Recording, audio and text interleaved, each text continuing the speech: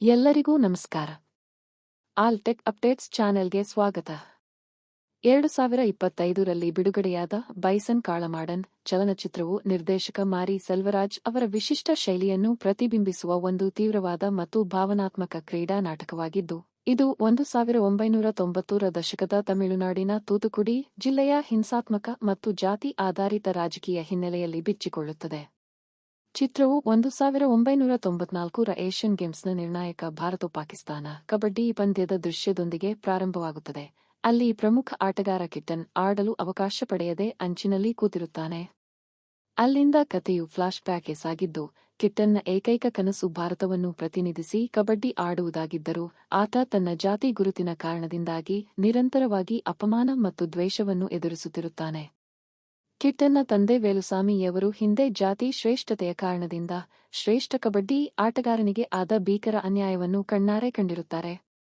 ಹೀಗಾಗಿ ತಮ್ಮ ಮಗ ಕೂಡ ಅದೇ ನೋವುಗಳನ್ನು ಅನುಭವಿಸಬಾರದೆಂದು ಆತ ಕಬಡ್ಡಿ ಆಡುವುದನ್ನು ಸಂಪೂರ್ಣವಾಗಿ ನಿಲ್ಲಿಸುವಂತೆ ಪದೇ ಪದೇ ಒತ್ತಾಯಿಸುತ್ತಾರೆ.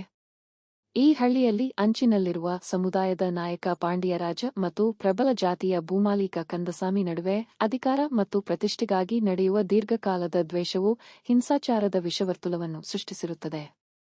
ಈ ಸಂಘರ್ಷವು ಕಬಡ್ಡಿ ಮೈದಾನಕ್ಕೆ ಹರಡುತ್ತದೆ. ಕಂದಸಾಮಿಯ ಸಮುದಾಯದವರು ಕಿಟ್ಟನ್ನ ಪ್ರತಿಭೆಯನ್ನು ಪ್ರಶಂಸಿಸುವುದರ ಬದಲು ಆತನನ್ನು ಆತನ ಜಾತಿಯ ನೆಲೆಯಲ್ಲಿಯೇ ನೋಡುತ್ತಾರೆ ಮತ್ತು ಆತನ ಪ್ರಗತಿಗೆ ನಿರಂತರವಾಗಿ ಅಡ್ಡಿಪಡಿಸುತ್ತದೆ. ಈ ವ್ಯವಸ್ಥಿತ ದಬ್ಬಾಳಿಕೆ ಮತ್ತು ಹಿಂಸಾಚಾರದ ನಡುವೆ ಬೆಳೆದ ಕಿಟ್ಟನ್ ಪ್ರತಿಕ್ರಿಯಿಸಲು ಸಾಧ್ಯವಾಗದೆ ಅಥವಾ ತನ್ನ ಕನಸನ್ನು ನಂಬಲು ಸಾಧ್ಯವಾಗದೆ ಪ್ರತಿ ಸವಾಲು ಬಂದಾಗಲೂ ರೇಸ್ನಿಂದ ಓಡಿಹೋಗುವ ಮನಸ್ಥಿತಿಯನ್ನು ಬೆಳೆಸಿಕೊಂಡಿರುತ್ತಾನೆ.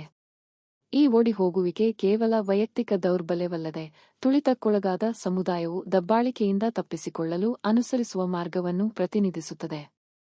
ಆದರೆ ಕಿಟ್ಟನ್ನ ಅಕ್ಕರಾಜಿ ತನ್ನದೇ ನೋವು ಮತ್ತು ಕುಟುಂಬದ ಸಂಘರ್ಷಗಳ ಹೊರತಾಗಿಯೂ ತನ್ನ ತಮ್ಮನು ಈ ಎಲ್ಲ ಸಾಮಾಜಿಕ ಕಟ್ಟುಪಾಡುಗಳಿಂದ ಮುಕ್ತನಾಗಿ ತನ್ನ ಕನಸನ್ನು ಸಾಧಿಸಬೇಕು ಎಂದು ಆತನನ್ನು ನಿರಂತರವಾಗಿ ಪ್ರೋತ್ಸಾಹಿಸುತ್ತಾಳೆ.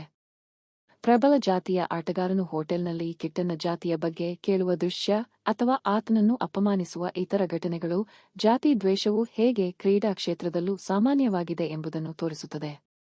ಕೊನೆಗೆ ಕಿಟ್ಟನ್ ಈ ಎಲ್ಲ ರಾಜಕೀಯ ಕುತಂತ್ರಗಳು, ವೈಯಕ್ತಿಕ ಅಪಮಾನಗಳು ಮತ್ತು ತಂದೆಯ ಭಯವನ್ನು ಮೀರಿ ತನ್ನ ಕಬಡ್ಡಿ ಆಟದ ಮೂಲಕವೇ ಜಿಲ್ಲಾ, ರಾಜ್ಯ ಮತ್ತು ರಾಷ್ಟ್ರೀಯ ಮಟ್ಟವನ್ನು ತಲುಪಲು ಹೋರಾಡುತ್ತಾನೆ.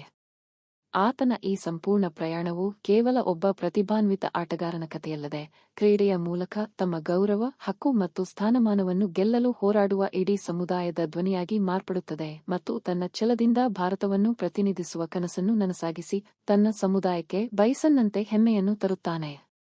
ಧನ್ಯವಾದಗಳು. ಈ ವಿಡಿಯೋ ನಿಮಗೆ ಇಷ್ಟವಾಗಿದ್ದರೆ ದಯವಿಟ್ಟು ಲೈಕ್ ಮಾಡಿ, ಶೇರ್ ಮಾಡಿ ಮತ್ತು ನಮ್ಮ ಚಾನೆಲ್ ಅನ್ನು ಸಬ್ಸ್ಕ್ರೈಬ್ ಮಾಡಿ. ಇಂತಹ ಹೆಚ್ಚಿನ ವಿಡಿಯೋಗಳಿಗಾಗಿ ಬೆಲ್ ಐಕಾನ್ ಒತ್ತಲು ಮರೆಯಬೇಡಿ.